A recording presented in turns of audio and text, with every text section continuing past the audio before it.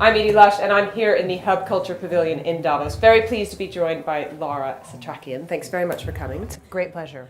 Founder and editor, executive editor of News Deeply, and your first project is Syria Deeply. So tell me why you decided to do this. So I was a foreign correspondent for ABC News and Bloomberg Television, based in Dubai, covering the Middle East.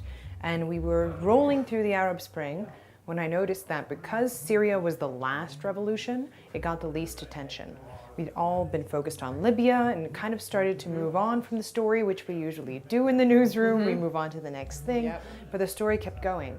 And it was getting so complicated. And Syria in particular was such a complex story, no one could wrap their head around what was happening. So this traditional model of the 2-minute news spot or the 800-word article just couldn't capture enough of the experience of what it is to really get what's going on.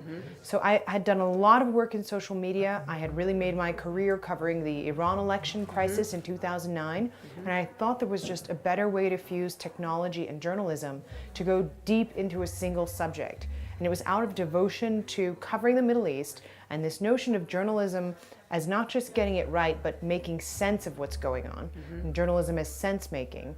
I wanted to create a new model. I pulled together friends across different news organizations and in technology to design a single subject website focused on Syria called Syria Deeply, for obvious reasons. We want people to understand it deeply. So tell me how it works. Tell me how the combination of the journalist and the social media works. So the site itself is part aggregator, part interactive backgrounder, and then part original reporting. So we have our own staff. We have 14 Syrians inside the country writing stories on everything from teachers holding classes in their homes because the schools are full of refugees, to kids rifling through the trash to find their lunch. So these everyday Syrian lives captured by Syrian journalists that we've trained and translated into English.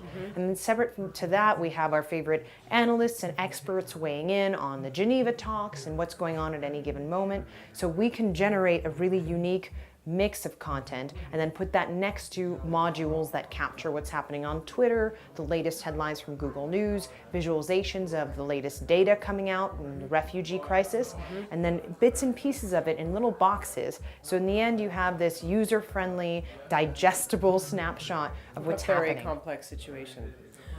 Is there a next project that you have in mind? We've got a lot in mind. So once we did Syria Deeply, people came to us with the topics that they're passionate about to say, can you do Arctic deeply, oceans deeply, Congo deeply, Egypt deeply? The hope on my side is that we can capture these complex stories that the news has a really hard time piecing together, so that when people do come to Arctic deeply, which could well be the next one, they'll then go see that news piece on CNN or BBC and they'll get it because they understood the key issues. So it's almost like a multivitamin for the news consumer. And we really want to serve that role. And then from there, everything we do online gets translated into open lesson plans for social studies teachers, especially in the US. So they can use these websites to teach their students what's happening in Syria, what's going on with the Arctic.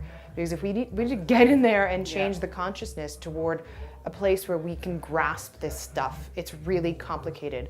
And I think in the 21st century, my role as a journalist is to help reduce the burden on the user so that they can really have that aha moment and then know what to do about it.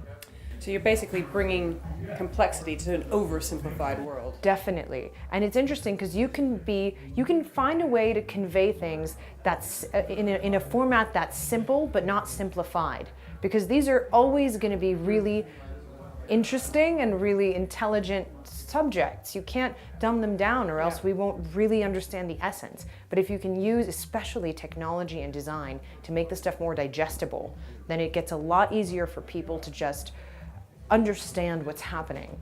And that's the passion point, Edie. It's just, it's been amazing because people light up when they see it and they realize that we're not out there for their eyeballs, we're not out there for the ad dollars, we're out there to do something authentic that helps people get it. Lara, thank you so much for stopping into the Hub Culture Pavilion here in Davos, and I'm Edie Lush.